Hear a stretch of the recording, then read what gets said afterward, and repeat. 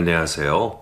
저는 조용하고 한적한 시골에서 강아지 2마리를 키우며 살고 있는 30대 중반의 여자입니다. 미국에서 10년 넘게 살다가 잠깐 한국에 들어와서 몇 개월 정도 지내고 있는 건데, 저는 한때 아버지가 거주하셨던 집에서 혼자 지내고 있답니다. 제가 누군지 제 사정을 아시는 동네 어르신들께서는 저만 보면 젊은 처녀가 왜 이런 곳으로 내려와 혼자 사냐며 얼른 도시로 나가 좋은 남자한테 시집가라고 난리도 아니랍니다. 처음엔 제가 딸 같기도 하고 손녀 같기도 해서 걱정되는 마음에 해주시는 말씀으로 받아들였는데, 볼 때마다 그러시니 저도 점점 스트레스를 받게 되더라고요. 어떻게 하면 저 소리를 더 이상 안 들을 수 있을까 생각하다 떠오른 생각이 하나 있었습니다. 어르신, 저 이혼녀예요. 서울에서 결혼 한번 했었는데 남편 바람 피우고 남편한테 이혼당하고 와서 결혼 생각 없어요. 말씀은 정말 감사합니다. 바로 이것이었죠. 어르신들에게 제가 이혼녀라고 말하고 난 후부터는 결혼 이야기가 쏙 들어가 버렸습니다. 물론 부작용은 있습니다. 동네에 이혼녀라고 소문이 나고 왜 이혼을 했는지 궁금해 하시는 분들이 없는 말을 지어내 소문을 낸다는 것이었죠. 그분들에게 소문은 사실이 아니다 일일이 해명하기는 힘들어 동네에서 가장 많기로 유명한 이명님을 불러 제가 왜 이혼을 하게 되었는지 그 시작과 끝에 대해 이야기해 주었습니다. 지금쯤이면 동네에 소문이 파다하게 났을 것 같은데, 그 기념으로 동네가 아니라 대한민국 전체에 동네방네 제 소문을 제가 내보려고 합니다. 저의 결혼 생활과 이혼 이야기에 정말 대박적인 요소들이 엄청 많거든요. 여러분들도 재미있게 들어주실 것 같아서 제대로 소문을 내보려고 하니 재미있게 들어주세요. 제가 초등학교 3학년 때 아버지의 바람으로 저희 부모님이 이혼을 하셨습니다. 저희 엄마는 제대로 된 친정 식구도 없고 힘이 없었기에 피해자이면서도 돈 한 푼도 받지 못하고 집에서 쫓겨났습니다. 여보, 다른 건 다 필요 없으니 우리 하은이만이라도 제가 데려가게 해주시면 안 될까요? 당신도 아시겠지만 저 하은이 없이는 못 살아요. 제가 이렇게 부탁할게요. 하은이는 제가 데려갈 수 있게 해주세요. 돈도 없이 애를 데려가서 어떻게 키우겠다는 거야? 내가 알아서 키울 거니까 당신은 애를 위해서라도 혼자 나가. 하은이 제 딸이에요. 하은이 제가 낳고 제가 키운 제 딸이라고요. 이 집에 제 것 하나 없다고 해도 유일한 제 것은 하은이라고요. 엄마가 집에서 쫓겨날 때 아버지에게 사정사정을 해서 저는 엄마와 함께 나올 수 있었습니다. 엄마는 저를 데리고 지하에 있는 단칸방을 얻으셨어요. 그리고 엄마는 저를 집에 두고 매일 해 뜨기 전 집에 나섰고, 제가 늦은 밤이 됐어야 집에 들어오셨습니다. 하은아, 엄마가 밥 차려뒀으니까 끼니 거르지 말고 꼭 챙겨 먹어. 그리고 문 꼭 잠그고 자야 돼. 알겠지? 엄마 조금만 일찍 들어오면 안 돼?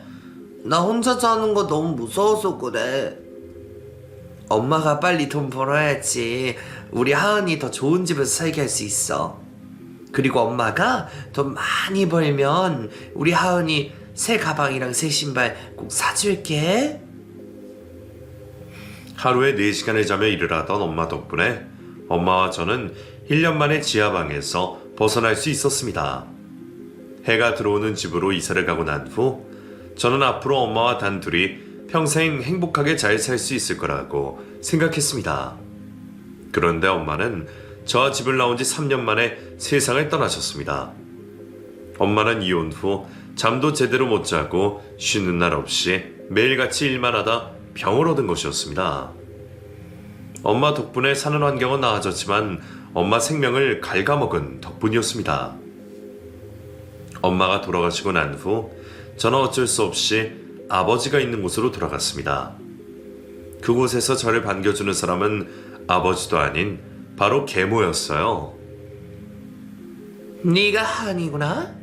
아줌마 하은이 엄청 기다리고 있었어. 앞으로 아줌마 우리 하은이한테 엄마가 되어줄 테니까 하은이도 아줌마 잘 들어줘. 우리 사이좋게 지내자. 앞으로 이분이 네 엄마니까 엄마 말 잘 듣거라. 그리고 아줌마라고 부르지 말고 꼭 엄마라고 불러야 된다. 네가 이분한테 아줌마라고 하면 사람들이 뭐라고 하겠냐? 아버지 말 무슨 말인지 이해했어? 아버지도 계모도 저에게 무서운 존재였기에 저는 두 사람이 하라는 대로 할 수밖에 없었습니다. 아버지는 계모에게 엄마라 부르라고 했지만 엄마라는 말이 쉽게 나오지 않았던 저는 최대한 엄마라는 말을 사용하지 않고 계모와 대화를 나눴습니다. 그런데 계모가 아버지가 없을 때 그걸 가지고 트집을 잡기 시작했습니다. 하은아, 너 진짜 웃긴다? 너한테 일부러 엄마라고 안 하는 거지? 아버지가 나한테 엄마라고 부르라고 했던 거 잊었어? 죄송합니다. 엄마라고 자주 부를게요. 착한 척 좀 그만해. 아줌마라고 부르고 싶으면 아줌마라고 불러도 돼. 근데 너 아빠한테 혼나기 싫어서 아줌마라고도 안 부르고 엄마라 부르기 싫어서 엄마라고 안 부르는 거지. 너 진짜 여우 같은 기집애구나. 너희 엄마가 그렇게 너 가르쳤어? 계모는 10살이었던 저에게 못하는 말이 없었습니다. 아버지가 없을 때마다 계모는 밥상에 저를 앉혀두고 저희 엄마 욕을 신나게 했습니다. 너는 너희 엄마처럼 멍청하게 살면 안 돼. 정신을 바짝 차리고 살아야지. 남편도 안 뺏기고 자식도 안 뺏긴다고. 근데 딸은 엄마 팔자 닮는다고 하긴 하더라. 계모는 제가 조금 어릴 땐 말로 구박을 하더니 제가 크면 클수록 저의 몸에 손을 댔습니다. 물론 아버지는 전혀 모르게 티 안 나게 조금씩 저를 괴롭혔죠. 사람들은 저에게 왜 아버지한테 사실대로 말 안 했냐고 하지만 저에게 아버지는 너무나 무서운 존재였고 제 말을 들어주지 않으실 거라고 생각을 했기 때문에 말 자체를 꺼내지 않았죠. 그리고 저는 20살이 되자마자 아버지에게 편지 한 통을 남겨두고 나왔습니다. 아버지, 저 이제 성인이 되었으니 알아서 살아가 보도록 하겠습니다. 그동안 키워주셔서 감사합니다. 건강하게 사시고 저 찾지를 말아주세요. 그럼 안녕히 계세요. 야반 도주하듯 짐을 싸들고 서울로 올라온 저는 어릴 때부터 조금씩 모아둔 돈을 털어 고시원방 하나를 잡았습니다. 방을 잡고 난 후 제가 가장 먼저 한 일은 일을 구하는 것이었죠. 엄마처럼 식당같이 힘든 곳에서 일을 하면 엄마와 같은 병을 얻을까 두려웠던 저는 사무직 일을 찾아다녔습니다. 근데 아가씨, 이제 막 20살 되고 할 줄 아는 게 없는데 우리 사무실에서 무슨 일을 한다는 거야? 어디 가서 자격증이라도 따오든가 경력을 쌓던가 해야 될 것 같은데?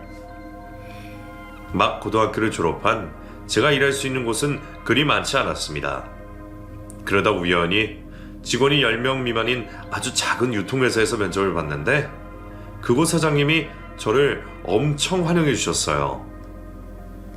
자격증이랑 경력 같은 건 없어도 돼요. 내일부터 바로 출근하시면 돼요. 그리고 모르는 건 제가 알려드릴 테니까 걱정하지 마시고요. 안 그래도 우리 사무실에 칙칙한 남자들밖에 없어서 짜증났는데 어린 아가씨가 들어오면 저희가 화력이죠. 지금이었으면 그런 회사에는 들어가지도 않았겠지만 너무 순진하고 순수했던 그때의 저는 제가 들어갈 수 있는 회사가 있는 것만으로도 감사하고 행복했습니다. 하은 씨는 왜 대학도 안 가고 바로 취직했어요? 요즘 친구들은 대학 다 가지 않나? 뭐 집에 사정이라도 있는 거예요? 아, 네. 그냥 제가 돈 벌어서 제 돈으로 대학 가려고요. 그리고 아직 제가 딱히 하고 싶은 게 없어서 사회생활하면서 찾아보려고요. 나이도 어린 사람이 기특하네요. 제가 한식 꿈 찾을 수 있게 도와줄 테니까 우리 회사에서 열심히 일해주세요.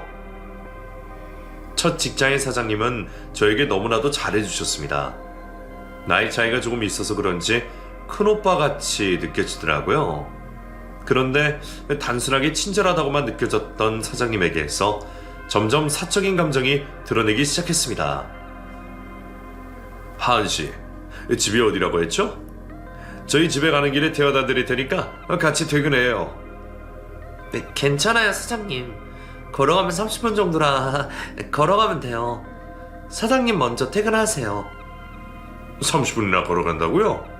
버스 타면 금방 올 것 같은데 왜 걸어 다녀요? 날도 추운데 그냥 제 차 타고 가요.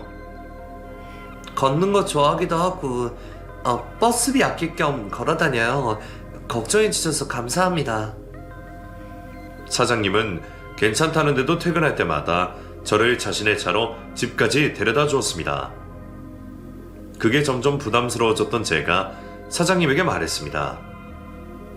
사장님, 내일부터는 안 데려다 주셔도 돼요. 내일부터 버스 타고 다닐 생각이거든요. 그동안 정말 감사했습니다. 왜요? 제가 이렇게 데려다 주는 게 부담스러워서 그래요? 저는 이게 좋아서 하는 건데. 훅 들어오는 사장님의 말에 저는 당황스러워 어쩔 줄 몰랐습니다. 제가 눈알만 굴리고 손톱을 듣고 있자 사장님이 저를 귀엽다는 듯 바라보며 말했습니다. 이렇게 말하기 쑥스럽지만 나 하은씨 좋아하는 것 같아요. 그래서 내가 좋아서 이러는 거니까 하지 말라고 하지 마요. 그 자리에서 좋아하지 말아달라고 말을 했어야 했는데 소심했던 저는 아무 말도 하지 못했습니다. 사장님은 그걸 긍정의 의미로 받아들인 걸까요? 그날 이후로 직원들 보는 앞에서도 대놓고 저를 챙기셨습니다. 우리 하은씨 달달한 초코라떼 좋아한다고 해서 사와봤어요. 아직 뜨거우니까 조금 식으면 마셔요. 감사합니다. 잘 먹겠습니다. 또 뭐 좋아해요? 하은씨 좋아하는 걸로 간식 좀 사다 놔야겠어요. 저는 괜찮아요. 그리고 저는 아무거나 다 잘 먹으니까 다른 분에게 여쭤보시면 될 것 같아요. 아이, 하은씨 먹이려고 사두는 건데 다른 사람한테 그걸 왜 물어봐요? 지금 말하기 좀 그러면 문자로 남겨놔요. 알겠죠? 사장님은 저를 아기 대하듯 조심스러워하면서도 적극적으로 저를 꼬셨습니다. 고시원 옆방 언니랑 친해져서 자주 저녁을 같이 먹는데 제가 그 언니에게 고민을 털어놓았습니다. 그래서? 하은이 너도 그 사장이 마음에 들어? 마음에 들면 한번 만나봐. 사장이랑 만나면 손해볼 거 없잖아. 그러기에는 사장님이 나이도 많고 뚱뚱해서 싫어. 나 아직 20살인데 그런 아저씨랑 만나기 좀 그렇잖아. 그치? 그건 그렇긴 한데 사장이면 돈 많은 거 아니야? 너 돈 많은 남자랑 결혼하고 싶다고 했잖아. 사장님에게 돈이 많아도 외적인 게 너무나 내 스타일이 아니었기에 저는 사장님과 잘 되고 싶은 마음이 전혀 없었습니다. 사장님은 포기할 만도 한데 1년 넘게 저에게 구애를 했습니다. 하은씨한테만 이번 달에 보너스 조금 더 챙겨줬으니까 그걸로 맛있는 거 사 먹어. 대신 다른 직원들한테는 비밀이야. 사장님은 저에게만 보너스를 더 챙겨준다던가 추운 겨울이 되면 따뜻한 외투를 사다 준다던가 마치 아빠처럼 저를 챙겨주었습니다. 처음엔 너무 부담스럽고 싫었었는데 1년 넘게 사장님의 챙김을 받다 보니 저도 점점 사장님이 달라 보이기 시작했습니다. 사장님도 그걸 눈치챘는지 그때부터는 다른 방식으로 저를 꼬시기 시작하더군요. 하은씨, 나 지금 하은씨 고시원 앞인데 잠깐만 나와줄 수 있어? 전해줄 게 있어서 말이야. 이것만 전해주고 금방 갈게. 주말에 집에서 쉬고 있는데 사장님이 제가 사는 곳 앞으로 찾아오셨습니다. 설마 데이트를 하려고 하는 건가 싶어 긴장한 상태로 내려갔더니 사장님은 저에게 반찬통을 건넸습니다. 우리 어머니가 하은씨 갖다 주려고 만든 반찬들이야. 우리 회사에 어린 여직원이 혼자서 고시원에 살고 있다고 하니까 엄마가 기특하다고 끼니 걸어지 말라고 챙겨주시더라고. 사장님, 어머니가요? 제가 이런 걸 받아도 될지 모르겠어요. 정말 감사합니다, 사장님. 그리고 이렇게 직접 가져다 주셔서 감사해요. 정 그렇게 고마우면 하은씨 오늘 나랑 데이트해. 그 정도는 해줄 수 있지? 그날 처음으로 사장님과 단둘이 데이트를 했습니다. 이상하게 데이트를 하는 내내 마음이 너무 설렜습니다. 이래도 되나 싶을 정도였죠. 그리고 그날 이후로 사장님과 저는 매주 한 번씩은 꼭 데이트를 하며 같이 시간을 보냈습니다. 사장님이 아빠같이 느껴지고 저에게 점점 소중한 사람이 되어가고 있을 때 저에게 자신의 가족들을 만나보지 않겠냐고 물었습니다. 우리 엄마가 하은이한테 맛있는 집밥 만들어주고 싶다고 꼭 한번 데리고 오라고 하던데 이번 주말에 우리 집 가서 같이 밥 먹을래? 네가 불편하고 부담스러우면 안 가도 괜찮아. 고민이 많이 되기는 했지만 그동안 받은 것도 많고 감사하다는 말씀을 꼭 전하고 싶어 사장님의 집에 방문하게 되었습니다. 사장님에게는 어머니와 누나 한 명이 있었는데 두 사람은 인상이 너무나도 좋고 따뜻한 사람들이었습니다. 하은씨 어서 와요. 오늘 하은씨 온다고 해서 갈비찜이랑 해서 이것저것 준비했어요. 얼른 들어와서 밥부터 먹어요. 이야 지훈아, 네 여자친구 엄청 예쁘다. 역시 어린 게 최고인가 봐. 피부 반들반들한 거 좀 보라고. 사장님의 어머니와 누나는 저에게 정말 잘해주셨습니다. 두 모녀도 저를 어린아이 보는 듯한 눈빛으로 저를 바라보셨죠. 하은이는 가리는 거 없이 다 잘 먹어서 보기 좋구나. 이것도 먹고 이따가 밥 한 그릇 더 먹어. 하은이 우리 지훈이한테 시집왔으면 좋겠다. 그럼 내가 친언니처럼 하은이한테 엄청 잘해줄 텐데. 엄마도 하은이가 지훈이한테 시집 오면 딸처럼 잘 대해줄 수 있지? 넌 무슨 그런 당연한 소리를 하니. 하은이 우리 지훈이한테 시집만 오면 내가 진짜 내 친딸보다 더 잘해줄 거야. 그러니까 하은아, 우리 지훈이한테 시집 와줘. 내가 시집살이 절대 안 시키고 잘해줄게. 사장님의 어머니와 누나는 처음 만난 자리에서 저에게 시집을 오라고 난리도 아니었습니다. 부담스러운 마음이 들기도 했지만 그보다 어른들한테 예쁨을 받는 것 같아 기분이 더 좋았습니다.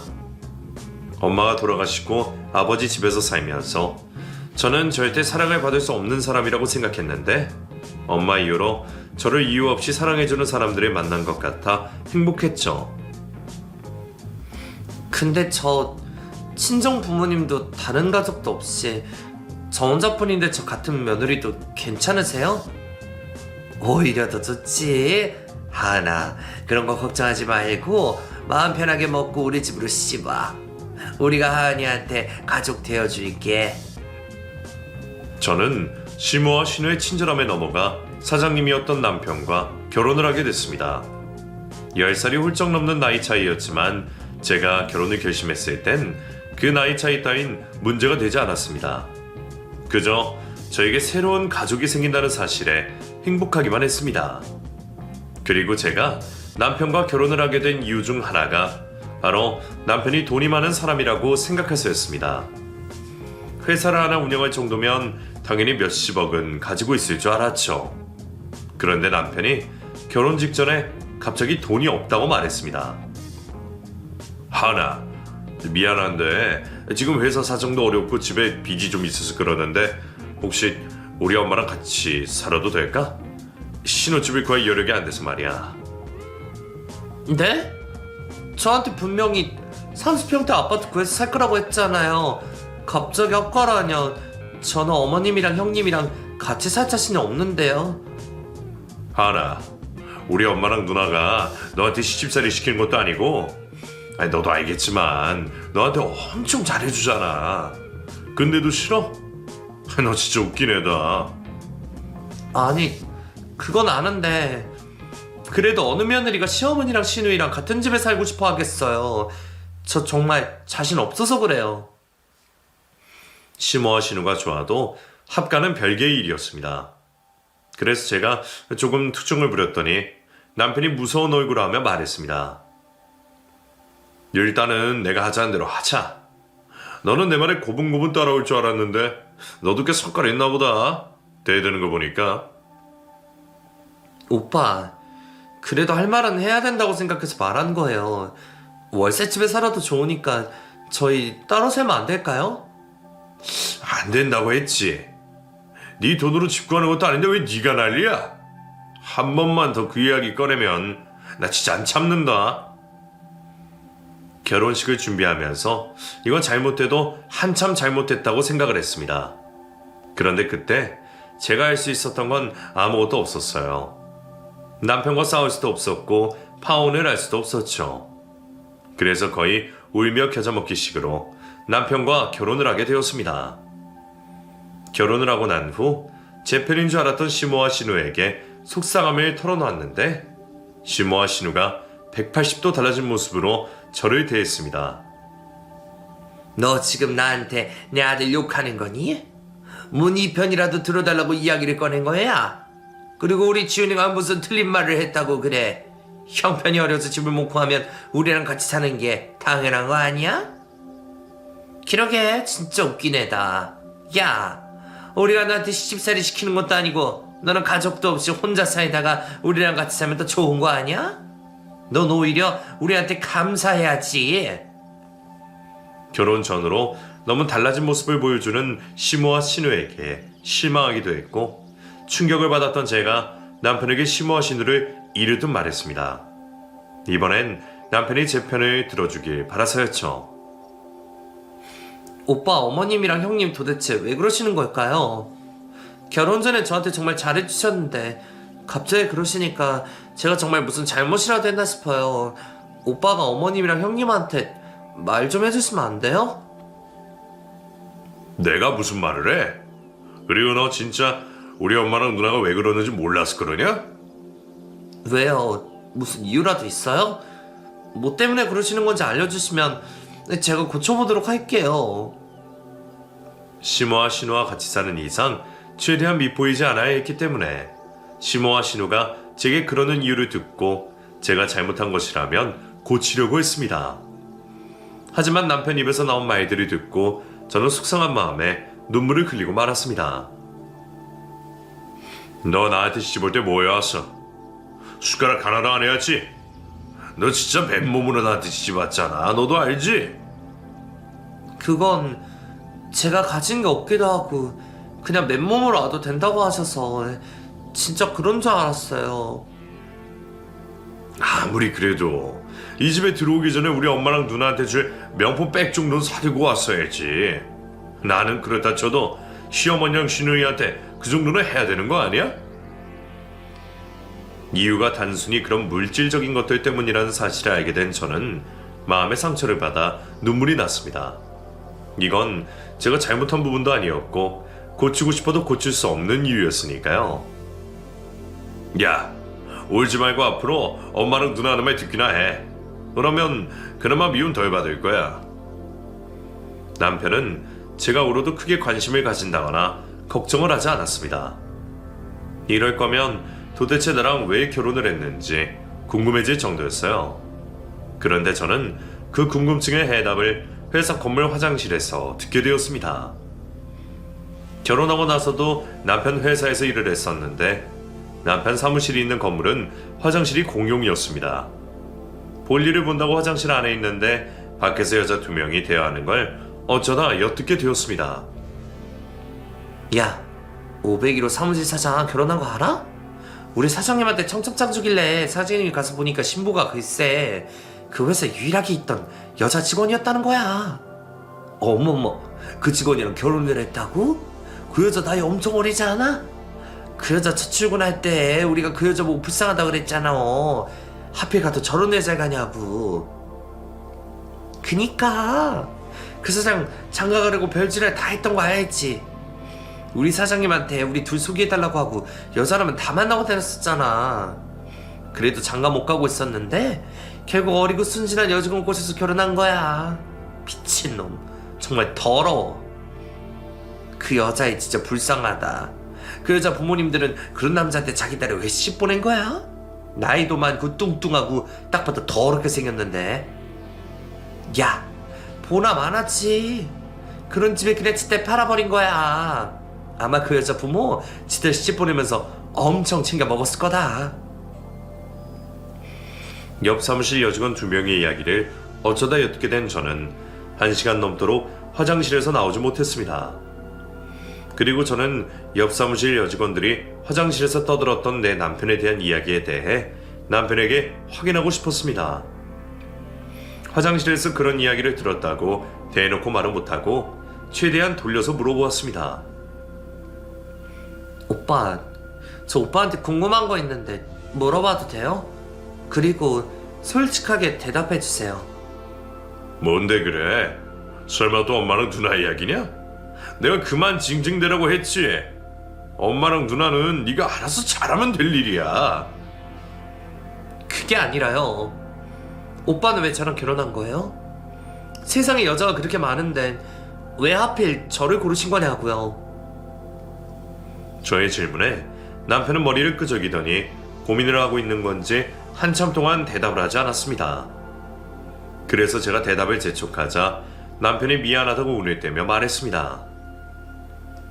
미안한데 사실 나 당장 결혼하는 게 급해서 너랑 결혼한 거야. 이 나이 되도록 결혼 못하고 있으니까 사람들이 나한테 문제 있다고 생각했는지 이상한 소문들을 내더라고. 그래서 그 소문 잠재우려고 너랑 결혼한 거긴 한데, 그래서 내가 너한테 피해준 거 있어? 너 나랑 결혼해서 얻은 건 많잖아. 정말 그 이유 때문에 저랑 결혼한 거예요? 오빠 저 좋아해서 그래서 결혼한 거 아니었어요? 그리고 제가 오빠랑 결혼하고 얻은 게 도대체 뭐가 있는데요? 나, 우리 엄마, 우리 누나 든든한 보호자에 가족 둘이나 공짜로 얻었는데 고아인 너한테 그 정도면 감지덕지 아니냐? 사랑이 없이 결혼한 건 미안하긴 한데 따지고 보면 서로 윈윈인 상황이니까 너무 상처받지는 마라. 아무리 제가 바보라고 해도 그 이야기를 듣고도 남편과 살 수 없었습니다.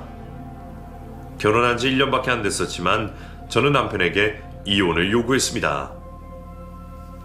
오빠, 저 이혼해요. 아니, 이혼해 주세요. 저 오빠랑 더 이상 살 수가 없어요.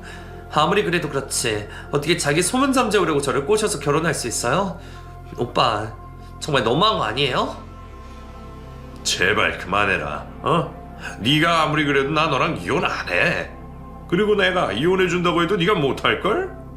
너 나랑 이혼하면 그 나이에 이혼녀 되고 갈 곳도 없어질 텐데 나랑 이혼할 수 있어? 이혼녀 딱지 붙여서 무슨 일을 하겠다는 거야? 남편 말대로 저는 남편과 이혼을 하면 이혼녀가 되는 것인데 이혼녀로 살아갈 자신이 없었습니다.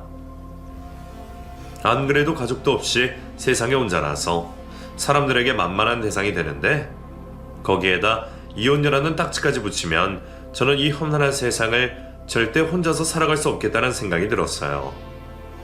제가 아무 말도 못하고 가만히 있자 남편이 가소롭다는 듯 웃으며 말했습니다. 네가 생각해도 이혼녀로 혼자 살아가기는 힘들겠지.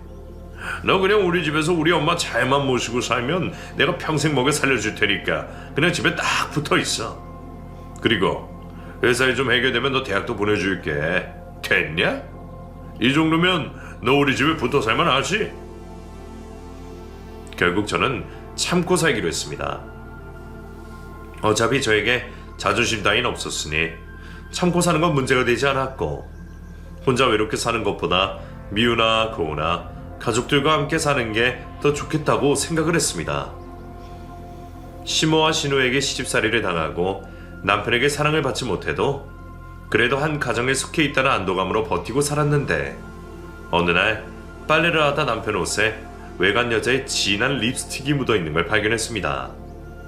제가 그걸 시모에게 보여주자 시모가 말했습니다. 밖에서 일하는 남자면 한 번쯤은 다 그런 것도 각오하는 거니까 괜히 밖에서 힘들게 일하는 애한테 잔소리하지 말고 모른 척 넘어가. 어머니, 그래도 이건 아니죠. 그리고 잠깐 그런 곳에 간 게 아니라 아예 딴 여자랑 바람이 나면 어떡해요. 어떻게 된 건지 오빠한테 물어봐야 되는 거 아닐까요? 우리 지훈이가 미쳤다고 널 두고 바람을 피우겠니? 쓸데없는 짓 하지 말고 그냥 넘어가. 설마 이걸로 꼬투리 잡고 넘어질 생각은 아니지?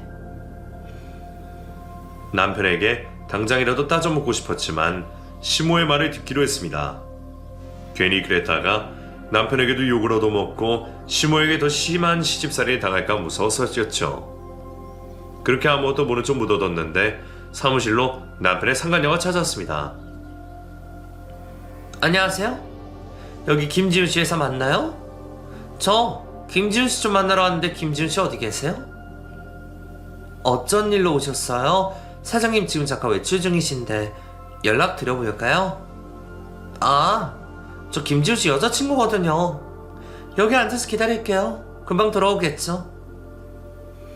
사무실로 들이닥친 낯선 여자의 입에서 제 남편의 여자친구라는 말이 나오자마자 사무실은 난리가 났습니다. 직원들은 제 눈치를 보며 그 여자를 밖으로 데리고 나가려고 애를 썼고, 그 여자는 사무실 직원들이 자신에게 무례하게 군다고 생각을 하며 되려 화를 냈습니다. 저기요, 제가 어디 못 올 곳이라도 왔어요? 다들 무례하게 무슨 짓이에요? 당장 제 몸에서 손 떼세요. 상간녀가 사무실에서 난동을 부릴 때 마침 남편이 들어왔고, 남편은 당황해하며 상간녀를 데리고 나갔습니다.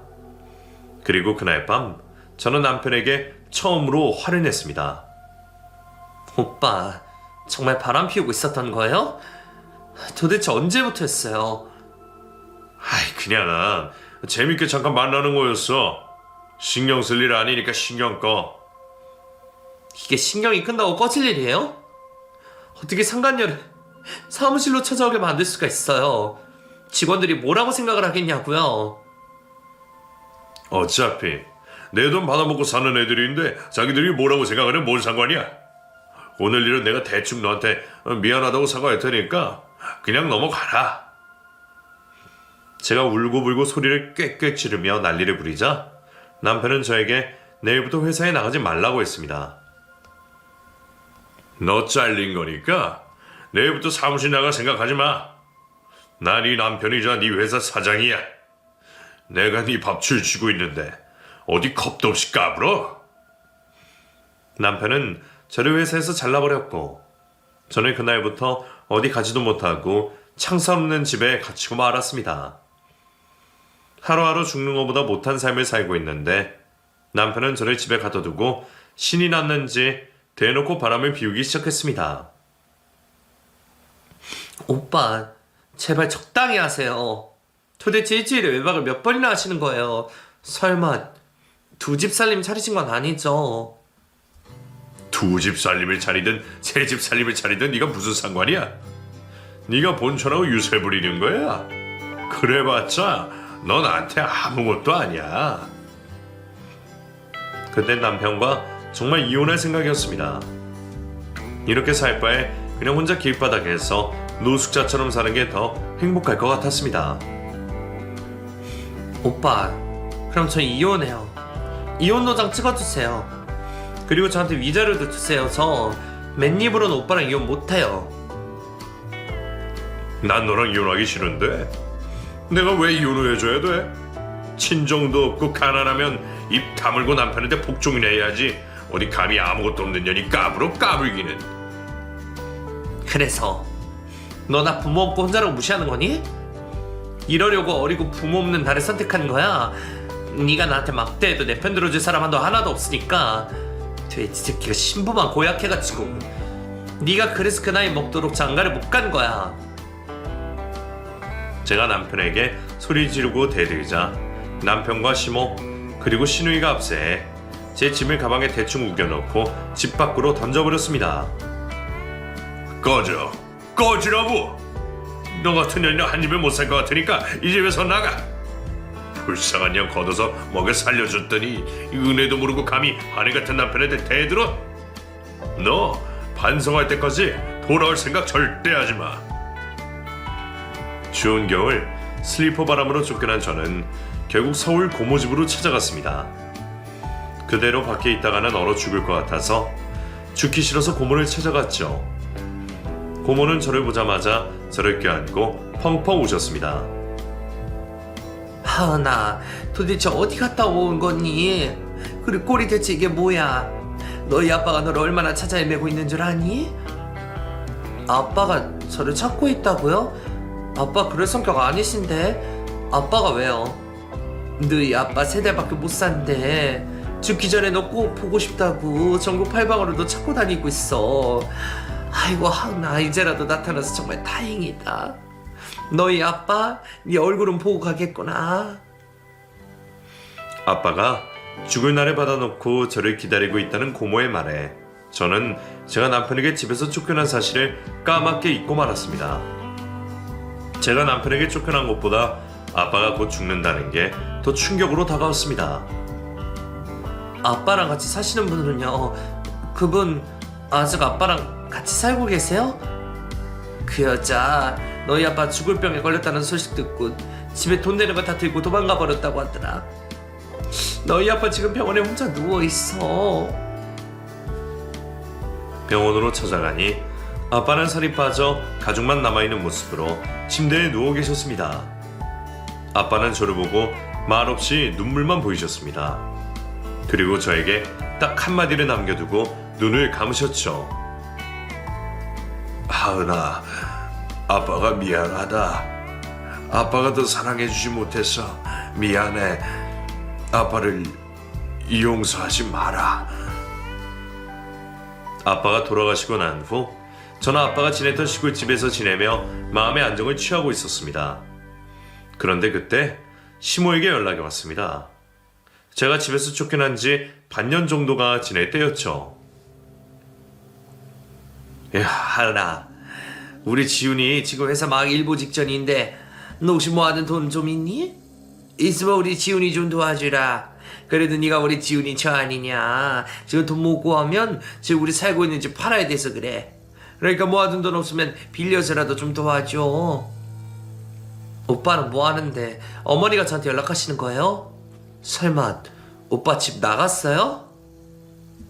뭐 여자랑 산다고 나가는데 연락을 해도 연락 받지도 않고 내가 미쳐버리겠다. 아니면 네가 연락이라도 해볼래? 저는 시모에게 남편이 다른 여자와 살고 있다는 곳에 주소를 받아냈습니다. 그리고 저는 변호사를 대동해 그곳으로 찾아갔죠. 주소가 적힌 집 현관문을 두드리자 집 안에서는 속옷바람의 남편과 잠옷만 입은 상간녀가 나왔습니다. 그리고 그 순간에 놓치지 않고 변호사가 사진을 찍었습니다. 아이씨, 왜 사진을 찍어? 야, 네가 여기를 어떻게 알고 왔냐? 옆에 이 새끼 누구야?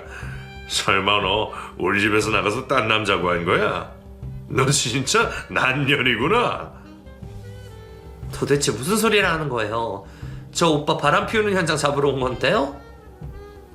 그러니까 네 새 남자랑 같이 해서 나 조지러 온 거 아니냐고? 너 이거 바람이면 나 너 불륜으로 이혼수송 걸어버릴 거니까 그렇게 알아.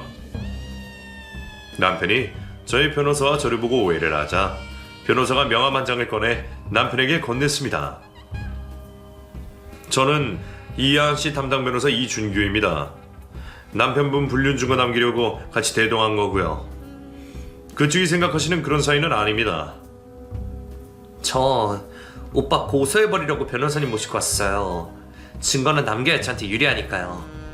그리고 저 여자한테도 상간녀 수송 걸 거니까 그렇게 아세요. 남편이 당황해하는 눈치였습니다. 그런데 그때 남편이 갑자기 제 손에 들린 가방을 빼앗습니다. 너 이 가방 어디서 났냐? 그리고 변호사 선임할 돈은 어디서 난 거고? 너 우리 집에서 나간 이후로 몸 팔아서 돈 벌었냐? 그러면서 남편은 자연스럽게 제 지갑 안에 든 현금 뭉치를 꺼내 들었습니다. 제가 그걸 뺏으려고 하자 남편은 저를 밀치고 저를 발로 차버렸습니다. 그 모습을 보고 있던 변호사는 바로 112에 신고를 해서 남편이 저에게 폭력을 이르는 증거를 남겨주었습니다. 그리고 나서 저는 태연하게 다음날 고급 호텔 식당으로 시모와 신우를 불렀습니다. 네가 무슨 돈이 있어서 이런 곳으로 우리 불렀어? 그리고 너 우리 어제 지훈이 경찰에 신고했다면서. 우리 엄마 지금 그것 때문에 너한테 많이 화나있으니까 너 오늘 우리한테 좀 잘해야겠다. 형님, 저 형님이랑 어머님한테 드릴 말씀이 있어요. 제가 왜 이렇게 갑자기 돈을 쓰고 다니는지 궁금하지 않으세요? 부모도 형제도 돈도 없던 저였잖아요. 저는 시모와 신우에게 집에서 쫓겨난 이유로 저에게 있었던 일들에 대해 설명해 주었습니다. 아버지 돌아가시고 재산 정리를 하는데 알고 보니까 저희 아버지가 꽤나 부자셨더라고요.